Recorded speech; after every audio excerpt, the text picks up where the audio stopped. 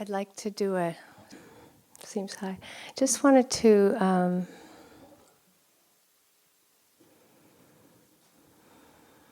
go into a kind of context of the way the practice unfolds classically, but then these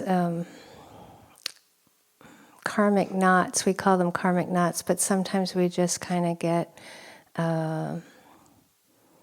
either subtly or kind of like a steamroller, we get hit by these very deep emotional knots. And I just wanted to give it a little bit of framework for you. Does that sound okay for you? I'm loving Okay, okay, good. Oh, good. Yay. You deserve it.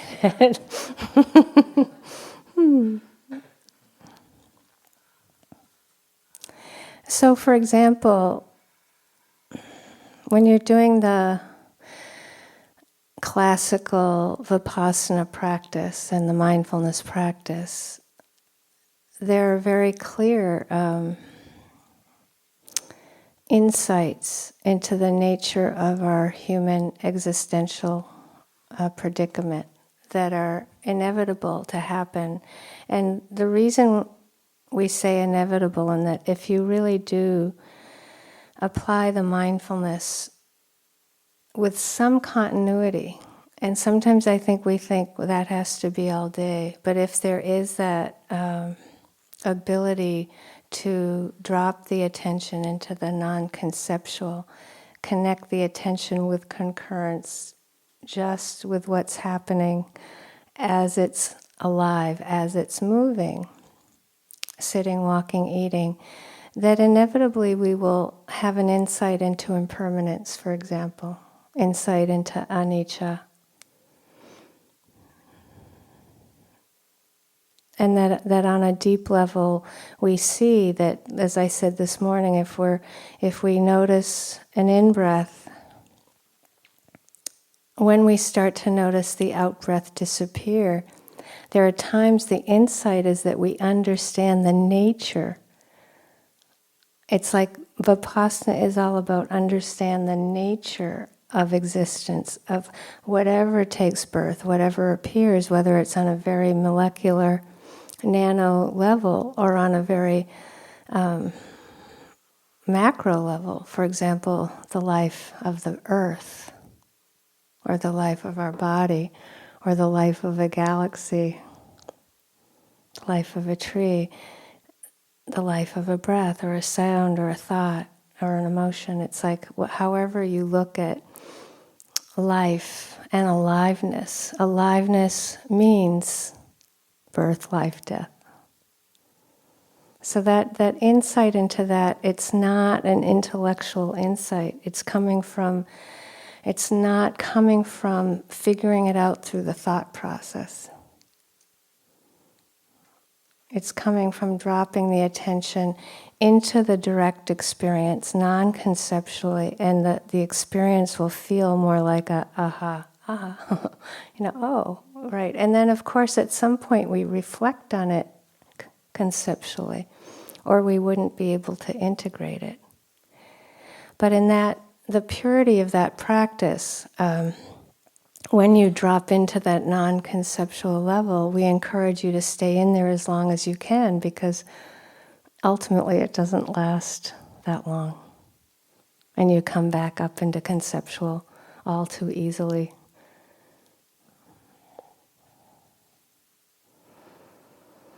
And if this was when we switch to the Vipassana retreat, of course we'll be going into these more deeply and profoundly, but when we say, we'll repeat it over and over again, metta is love infused with wisdom. This is what we mean by infused by wisdom. The kindness is infused with understanding the nature of how things are.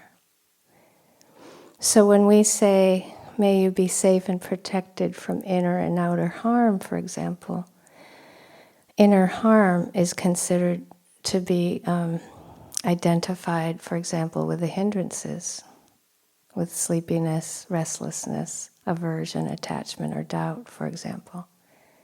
Or may you be safe and protected from inner and outer harm means that the safety is the deep understanding.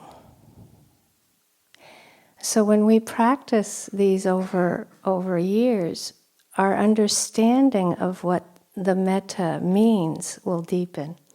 The understanding of, the deeper you go in your understanding in the Vipassana practice, will be the depth, the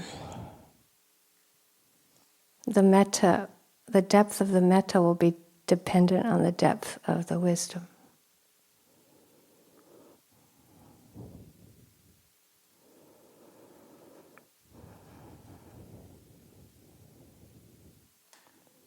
So anicca, impermanence, dukkha, as Steve was saying, it's a great word. The translation is often suffering. It can. What's most important is to see that the insight into dukkha is dependent on our understanding of anicca, or impermanence. So the more you understand impermanence, the more you understand that experience is unreliable. It makes sense.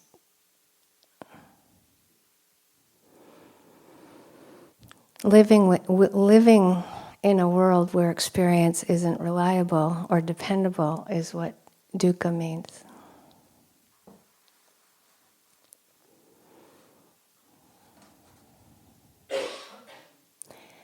And then anatta. Atta means self, a separate self from everything else. Anatta means that there is no separate self, and sometimes that is translated as emptiness. The description of it as being uncontrollability is my favorite, because it so follows that because everything's impermanent, everything's unreliable, it's also not controllable.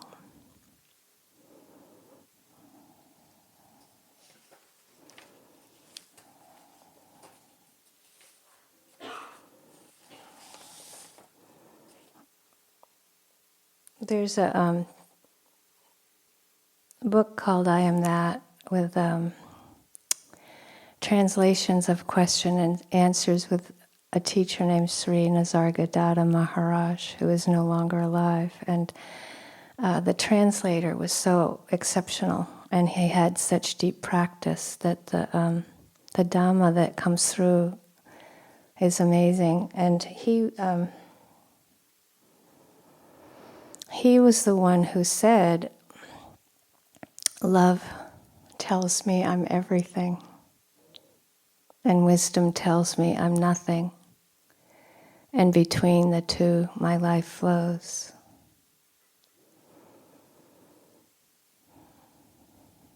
That's the great paradox. But how beautiful to say, between the two, my life flows. And in that part of the book, he said that your true, I'm not used to it being so high. Your true home is nothingness. But he describes that very uniquely. He said that what he meant by that is that it's the nothingness is an emptiness of all content.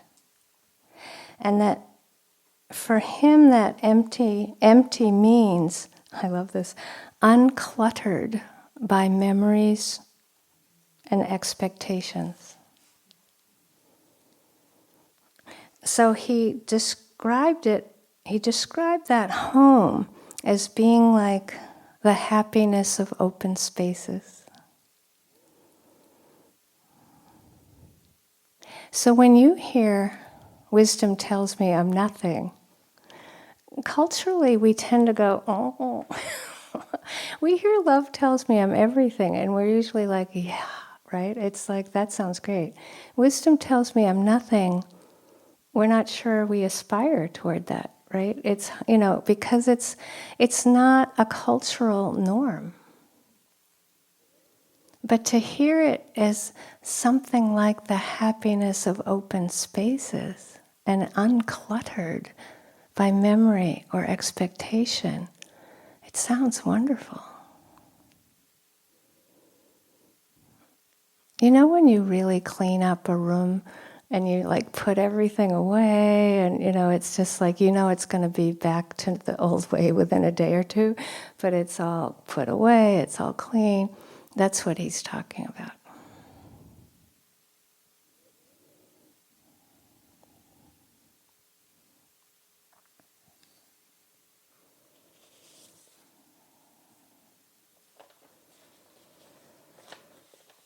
So the Brahma Vihara practice is mostly orienting toward love tells me I'm everything, except you see every day you need the Vipassana. Every day you're going to need that support of wisdom because you hit these knots and barriers and obstacles. And sometimes they're between yourself and yourself. And sometimes they're between yourself and other people. And sometimes they're between yourself and how the universe is designed.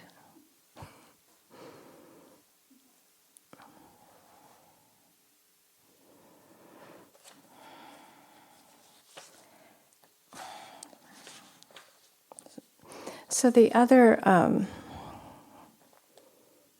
way to describe when those obstacles feel really difficult is, I like to give the description of a nautilus shell. In the international section of the Honolulu airport that I'm rarely in, but this year on my way to Burma, I was in that room again. They have a really huge cross-section of the most beautiful nautilus shell. And I look forward to seeing it so much. It's almost like if I ever have to stop flying international, I'm going to ask for a special permission to go into this room because it's so inspiring to me. And I just love looking at just like the beginning of this being and how tiny and wound, it's so wound up. And it's going round and round, and then slowly it starts getting space, but it's still circling around the same thing over and over. And then, it's just the space gets bigger and bigger. This is the meditation practice we're doing. And if you're at it long enough, you cannot avoid the feeling sometimes where you're like, I can't believe I'm going through this again.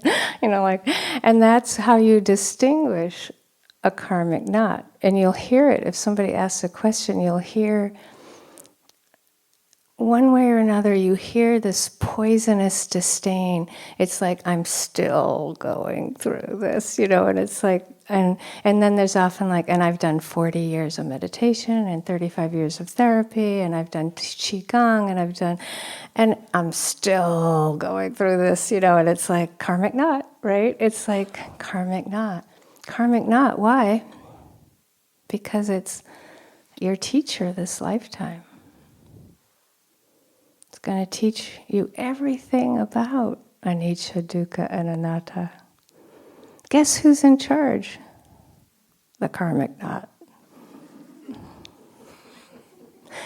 It teaches you everything about not being in control. You're not in control of that. It has its own mind. It's going to unfold in its own way, and it usually comes up when you don't want it to. It just doesn't have good timing. Like, why now? Why when I'm eating this banana in the dining room? Why can't it be when I'm in bed, right? Like, it just has poor timing. But I can assure you that it usually comes after the good stuff. You just you'll trace it after a while. It's like you'll have what we call a good sitting. I don't mean it as a good sitting, but we think of it as a good sitting. It's when it feels like everything is coming together, or almost everything has come together, and it feels like, oh, finally. And it's like there's enough concentration in this practice. There's enough metta, compassion, whatever it is. There's a feeling of kind of getting more immersed, even if it lasts a second or two. That is what I've described again and again as that warm, soapy water. And eventually, it might be 5 days later or 2 minutes later, you might hit the knot. And then it'll feel like you're a bad yogi, bad practice. You can't sit and walk like you usually do. And it's like, oh, doubt, why did I come here? I should have gone on that vacation. It's just like anything but this. And this is when we tell people to, take a walk, spend some time at the beach, get some tea. And everyone's different. So for some people, it's really about finding a place of safety. And if it's in here, great. If it's in your room, lying down, I think that sense of I love when that feeling comes in. I'm like, okay, under the covers, time to go under the covers for a while, right? But that might not be what suits you. What suits us in these places is feeling safe. And then we can go through whatever it is we need to go through. And the younger what comes up is, for us, the more permanent it feels.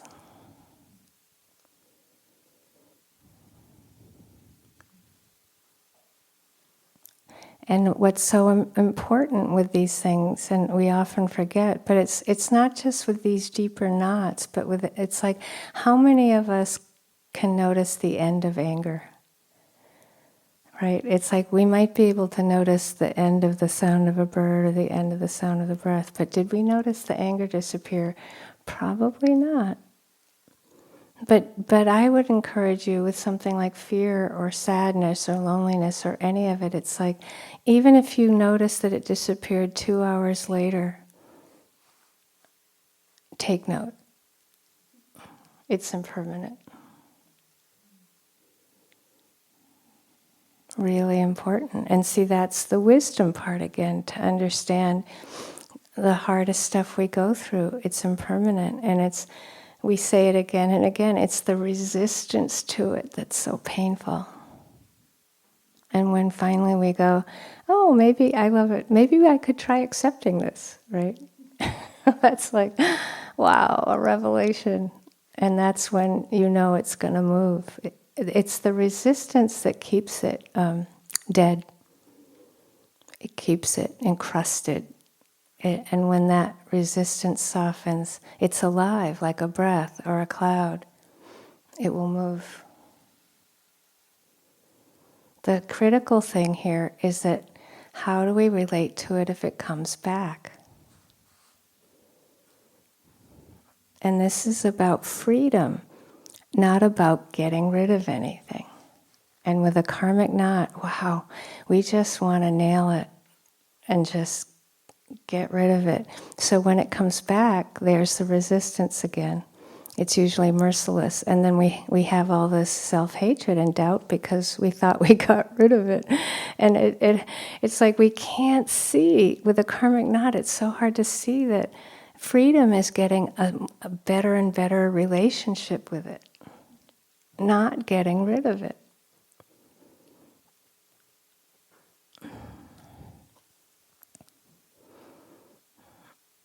I had a goddaughter in Honolulu some years ago that got leukemia and died. She was 9. It was really hard. And one of the times that she was going into chemo with her oncologist, she said to the oncologist, you know, this would be really interesting if it was happening to someone else. So wise.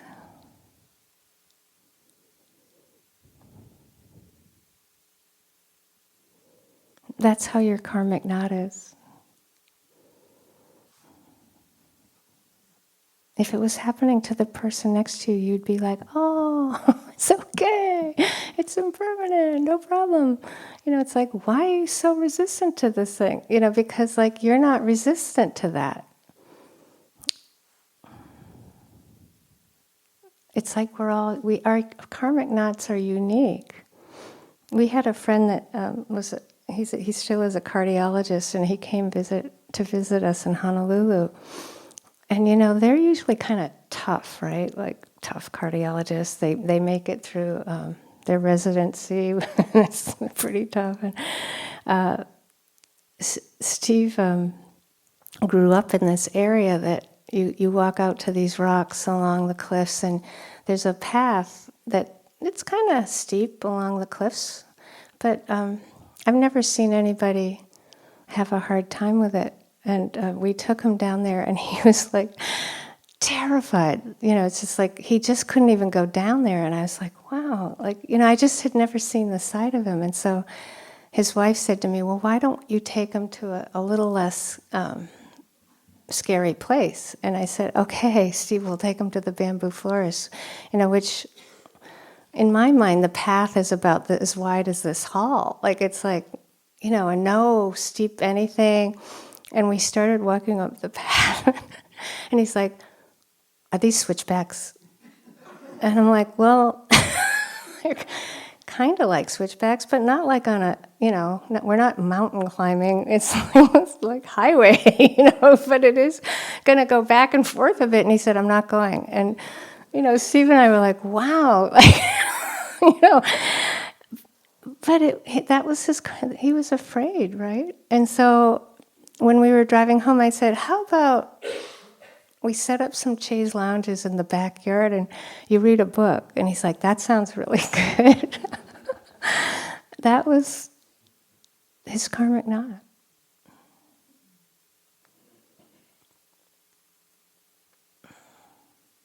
And for some people that are really athletic, and that would be really easy to judge. But as I started to get to know him in this way, it was like, wow, this is mindfulness. It's the intention to understand rather than to judge. Always, always, no matter what is going on, who it is, you just never know with someone else.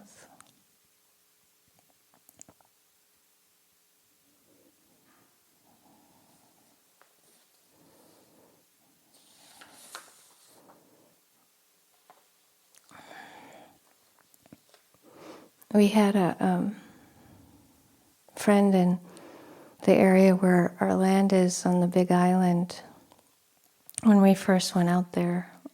And Steve had to do a lot of community meetings, and there was one very intense man who was against the project we were doing in the community. And we didn't know him, but it turned out he was against everything. And one time I was walking into the post office, and he like slammed the door in my face, and it was like, wow. And we knew this very local man that had worked in the sugar cane his whole life. And we were visiting with him. And everyone else, they were just so angry at him. Really angry at him. And it was easy to be angry with this person. He was so difficult. And this man was sitting with us, and eventually this person came up in the conversation. We were hearing it, other people were talking about it. And he just said 7 words, very quietly, I wonder why he does that.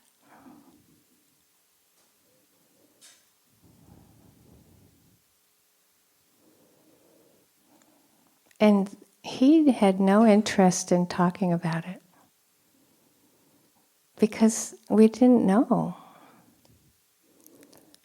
It wasn't a question to be answered. It was a question that remained a question in the community for years and years. No one ever knew, but it was so compassionate. It was just like, I wonder why he does that. So pure, so liberating.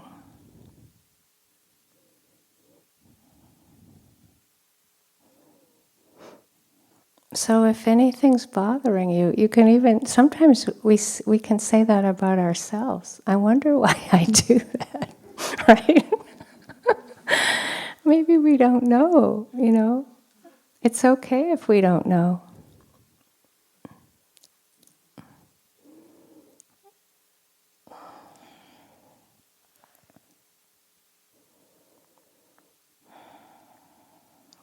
The other day, I was talking about that we're born into this existential predicament, which is being born into a body that's extraordinarily vulnerable. And the Buddha called the six sense doors the six sense sensitivities. So it's sometimes it's the eye door, but it is often translated as the eye sensitivity, the ear sensitivity, the nose sensitivity, the tongue sensitivity, the body sensitivity. But the mind door is so sensitive. I mean, it's boundless. It perceives boundlessly. It can send metta or receive metta, abide in metta boundlessly. That's infinite. What kind of instrument is this? That we can perceive thought, that we can be mindful of sound, the speed of sound, the speed of light. Thought is traveling far faster than the speed of light. You know, we wonder why it's hard to be mindful. We give ourselves such a hard time. It's very important to get a grip on what is actually happening, which is this we are born into this exquisite instrument. Exquisite, and the mind-heart door is beyond fathoming. So that if you ever feel vulnerable, you know, that often the cultural training is to have aversion to it. My training was really to have aversion to being vulnerable. And we're often running from it or pretending we're not. Or we can be identified with it, like it's my vulnerability. You know, when the heart is open and it's soft, it's like, it's mine, but it isn't. It isn't ours.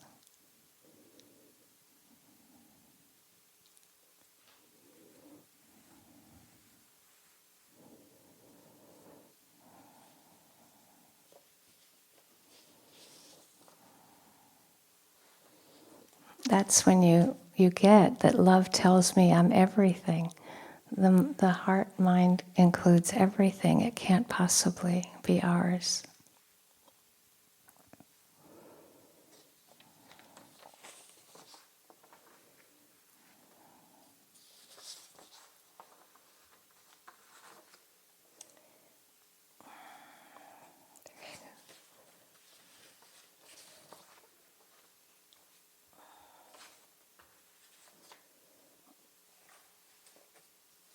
Those of you who were born in British Columbia, or at least Canada, are fortunate to have Emily Carr, her paintings as well as her writings.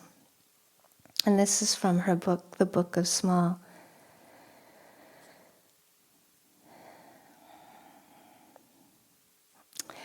Just to explain, the Book of Small is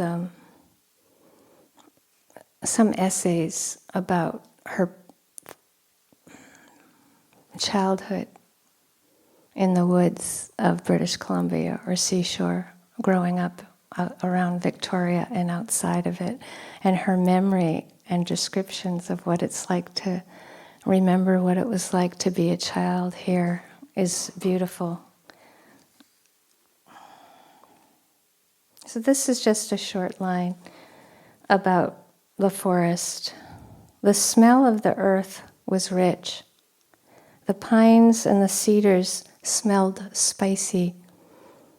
The wind mixed all the smells into a great grand smell that made you love everything.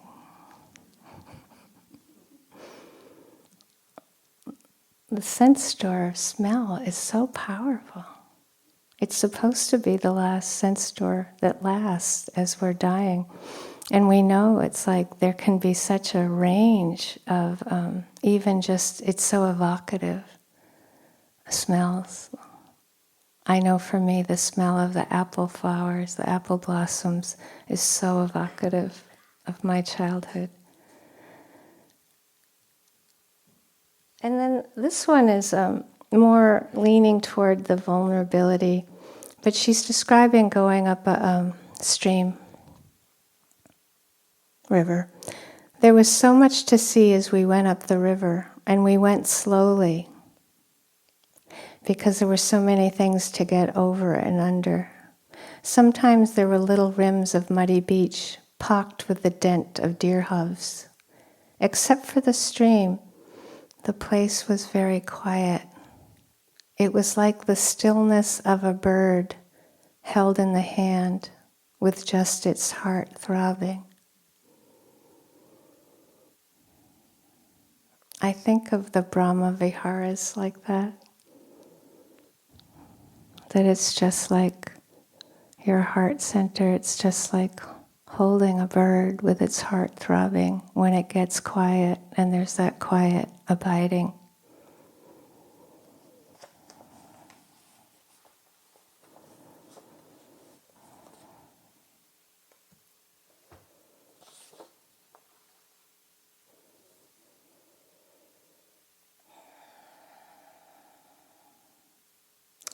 So I was going to try to talk about opening and closing, but really it's I was kind of already talking about it, which is that this heart center, mind door, and our bodies, as they get more open, we get a better view of how resistance closes the heart, and that it's a protection, and that it's really something to honor and value and respect rather than to judge. So that if your system is telling you, actually, no, no, I don't want to feel that right now. You can check. You always check to see, is that helpful in that moment or not? But if it's strong, it's so important in terms of a relationship of trust with yourself to honor it. And you see, if you try to override it, it's like usually because of striving. It's because of aversion or attachment. It will be motivated by aversion or attachment, because what's the truth in that moment? The truth in that moment is that your system is saying no.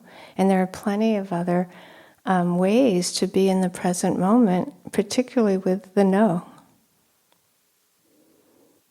It's just letting your system say no, and then you find something else to be with.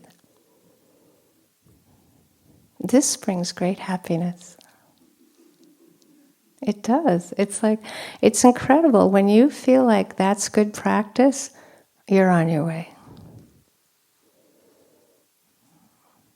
When you feel like you have to get to the bottom of everything and be with, what you think you're supposed to be with. But as I've been saying, there's a hidden object. And when you feel like the practice isn't working for you, you can be sure that you're trying to be with something that's already gone. Maybe the fear was there 2 seconds ago, but if the resistance is there 2 seconds later, the fear is gone. And we're trying to be with something that actually isn't true. And so if you start shifting to the teaching of the Buddha, where he said, joy is the gateway to enlightenment, joy is the gateway to awakening, here it is. Because joy is the deep delight in the truth.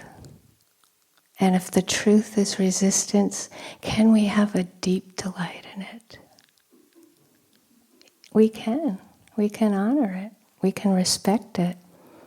And then our system will trust us.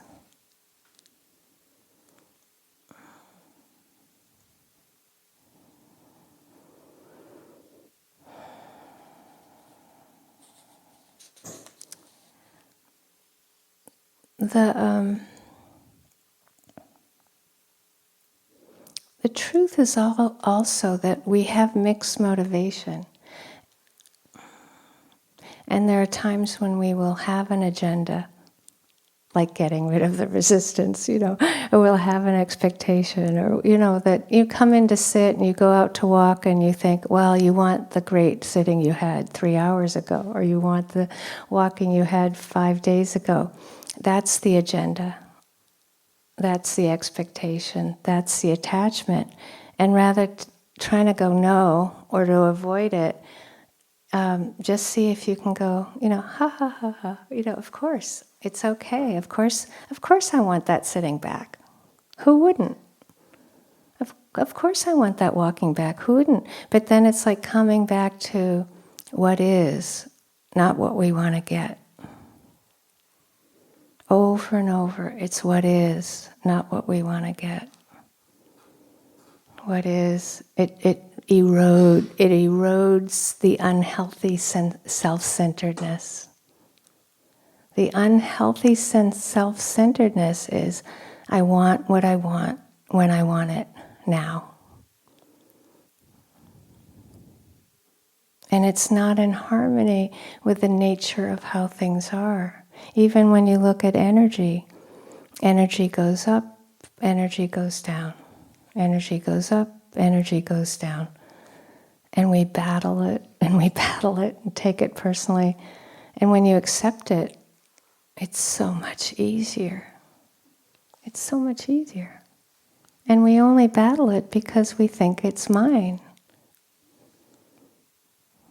So this is, again, where the wisdom practice, it just inevitably has to support the Brahmavihara practice.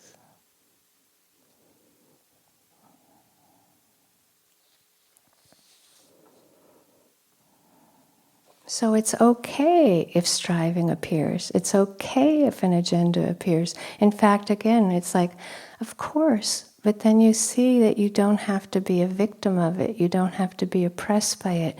You can just recognize it, and if you do, it'll come and go, and you can start again. You just start again. But it might not be what you want. And this is where joy and mudita, they come together, the practice, because there's this saying, there's a translation for begging bowl in Japan that I love. The translation for begging bowl, the monk's begging bowl or nun's begging bowl, is just enough. And you can't hear this enough. The Buddha taught that in the human mind, in everyone's human mind heart, there's a stream of dissatisfaction. He called it an army of Mara. There's 10 armies of Mara. First is hunger, second is thirst, third is dissatisfaction.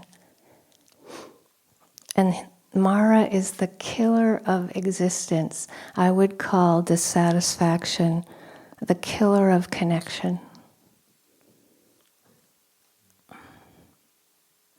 And it's like when you look at how we relate to ourselves, so much of it is that we're not good enough, we're not worthy, we're worthless, because we buy into this dissatisfaction that's just the way the mind is. And you'll hear it, it's like, you're sitting and there's this judge, well, if you heard the commentary, if you heard everybody's commentary in here, you'd get it. It's universal. It's not, it's not your own unique, well, it could be a little bit, it was much better 4 days ago. How could it be so much worse now, right? Whatever we do, we just, almost constant, it's not good enough. But what the Buddha said is that that's how the human mind is. So what do we do with that? Well, you learn to say, no, it's just enough. It's just enough. I think the begging bowl is so brilliant. That book, Cinderella and Her Sisters, one of the things the Ulanov say, Barry and Anne Ulanov say, is that gratitude is dependency acknowledged. And so when you take a breath, are you grateful for air? But we don't want to acknowledge how dependent we are on air, or how dependent we are on water, or how dependent we are on kindness. Babies die if they don't get enough kindness. They die. If you're alive, you got enough. Really. It's like, we might not have gotten as much as we wanted, but we got enough to be alive.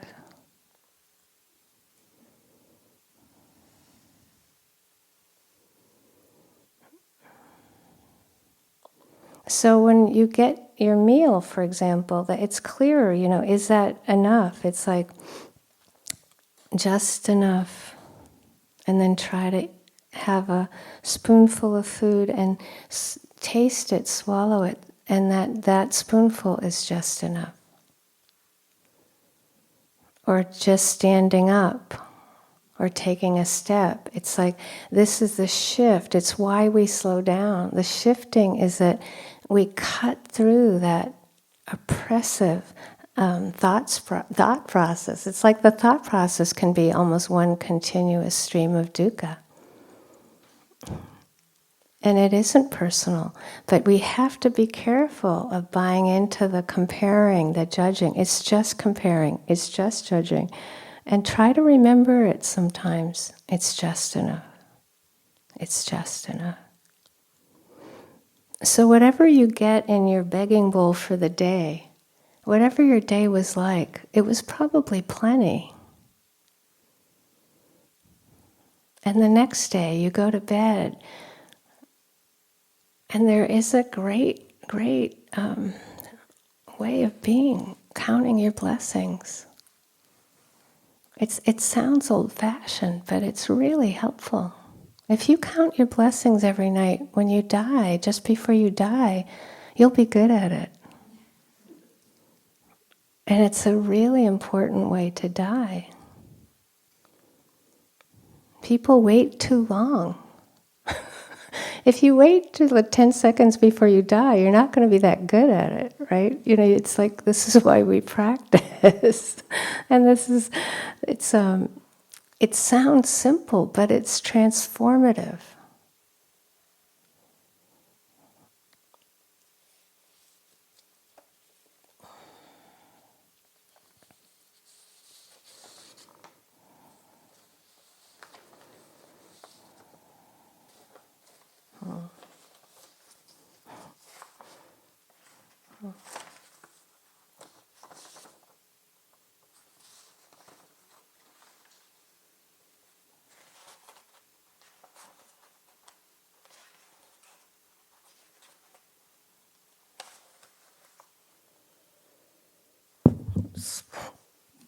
The new regime.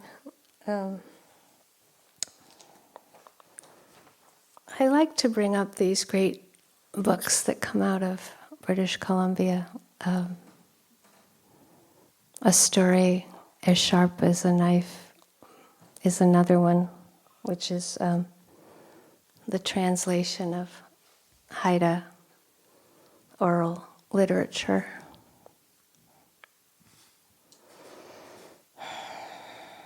And it is by Robert Brinkhurst. And it's classical Haida oral literature from the island, Haida Gwaii. And there's a man named Swanton. I'm not sure I wrote his whole name. John Swanton. He was educated at Harvard, and he was sent by the anthropologist Boaz there in October 1900 to come up to Haida Gwaii and copy down the stories. And this is what Robert Brinkhurst wrote about John Swanton.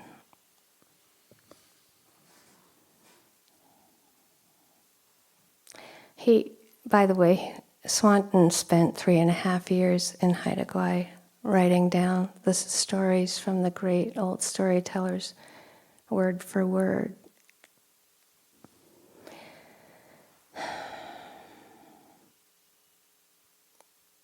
He said that he came wholly unprepared, yet perfectly equipped. He stepped into a world in which dogfish and geese and killer whales are bearers of the heart's truth. If you have any connection to nature at all, you will love that. That any tree or anything you love in nature is the bearer of the heart's truth. As potent agents of creation, guides and escorts through the maze of space and time. And I hope you can take that in, because when you're having a difficult time and you need connection, hopefully you will find it. It's like something comes alive. It saves our life. And it's only through that understanding that we will keep trying to care for the earth and protect the earth, because the earth is our body. So getting back to gratefulness, it's like the Vipassana practice is all about understand our body isn't ours. It's earth, air, fire, water. But we're not paying attention to it as earth, so it's hard for us to take care of our bodies. Yeah? Hence, we wonder, why do we need metta so much? Why are we so susceptible to it? Why do we need the Brahma Viharas so much?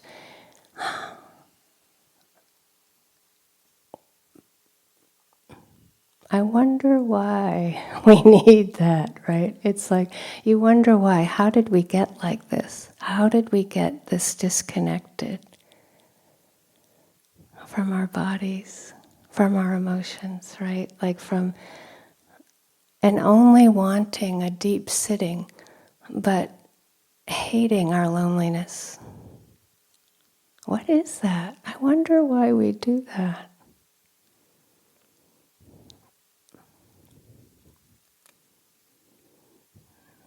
The other day I mentioned how noisy the oyster catchers are. For those of you who don't know them, they're the black seabirds that have the long orange beaks. And if you don't know what they are, they're the loudest being down at the beach. They're so loud, it's amazing. And yesterday I had enough time to go for a little walk down the beach, and I was just kind of going along. I almost stepped on 5 oyster catchers were sleeping. I can't believe it. I mean, it was such a, I've been coming here since 1986 or something, and I've never seen it. I've only seen them as loud, kind of almost obnoxious, sounding birds. But I love them. But it's like, here I'm going along, and it's like they're asleep. And they kind of opened their eye and kind of looked at me like, don't wake us up, honey. And we're sleeping. But see, that's such a highlight. It's such a highlight. And it might mean that you might see an eagle swoop through the forest. It's such a highlight. Who can put words into it? But it makes life worth living. And it gives us the strength to go on.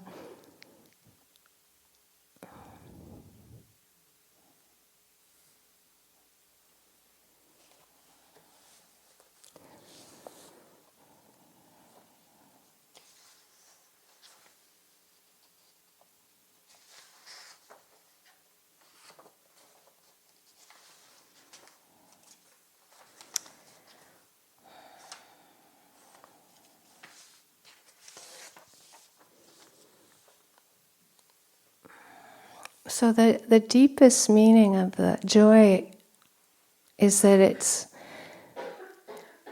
that joy can appear when we're with the pleasant or unpleasant.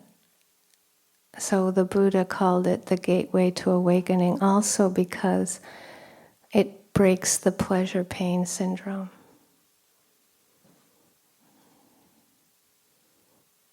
So if you are, and we've been hearing in the question and answer period, you can hear when people have that sense of a deep contentment or deep joy because they were with fear.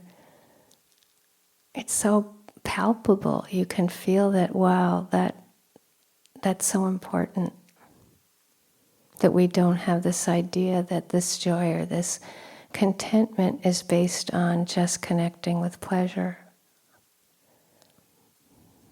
Certainly the mudita is orienting the heart toward the happiness of ourselves and others. But as Steve said last night in his talk, that when the deepest Dhamma tears often come from when we feel like we've overcome a very difficult, no, when we've related with skill, wisdom, and compassion with something that we never thought we could go through. And that's the nautilus part of the talk. It's like, and then we have that much more space with that experience and less fear of it.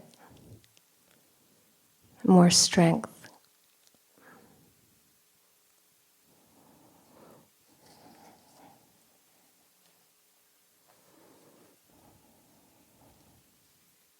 I think I'll just end with a little story just because I think it's a very simple, almost hard to grasp, but when I was on my self-retreat in my neighborhood, I don't tell people I'm on self-retreat, but slowly people over the years come up to me sometimes and they're like, are you in silence?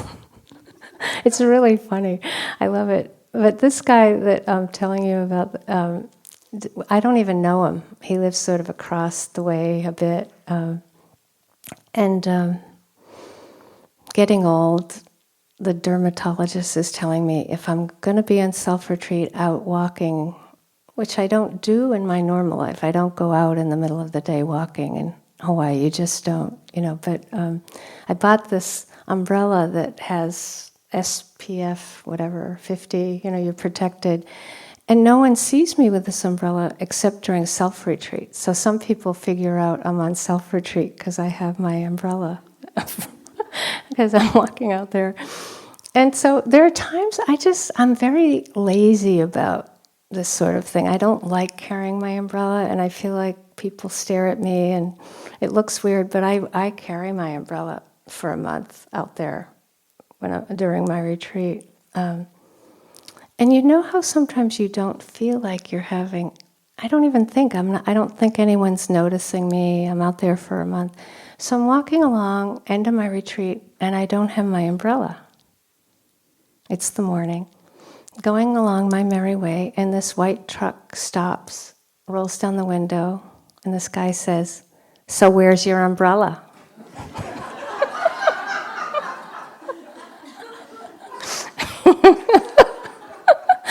I'm like, "What's it to you, buddy?" No, I didn't. I was like, I'm off my, I didn't want to explain it. I said, "Okay, I'm lazy. I don't want to carry my umbrella every day." And he stops the car, and he said, "A month ago I had a heart transplant, a full heart transplant, and they've discovered that when you have a heart transplant, you're more susceptible to skin cancer." And he said, "I've been watching you every day with your umbrella from my window while I'm in recovery. And I'm like, I'm finally getting inspired to carry an umbrella." And it was so interesting. It was like, wow. I walked away going, wow, he's been watching me do my walking. And, who would know? Like, you don't know your impact. And actually, it's so funny, 2 more people in my neighborhood now are carrying umbrellas when they're walking. And it's good. It's actually good. The sun's dangerous for a lot of us as we get old. So, I'm sharing this because I felt, after I kind of processed what he had said, it brought a lot of mudita. And now every time he drives by, he stops and we share sunscreen stories. And he even sometimes sprays me with his latest, something or other. It's very interesting. I don't even know his name. And so this is the joy of life. This love tells me everything, and how we don't always know our impact, but every step has impact on the stars, on the trees, on your neighbor. So, appamada, carefulness. Let's sit for a minute.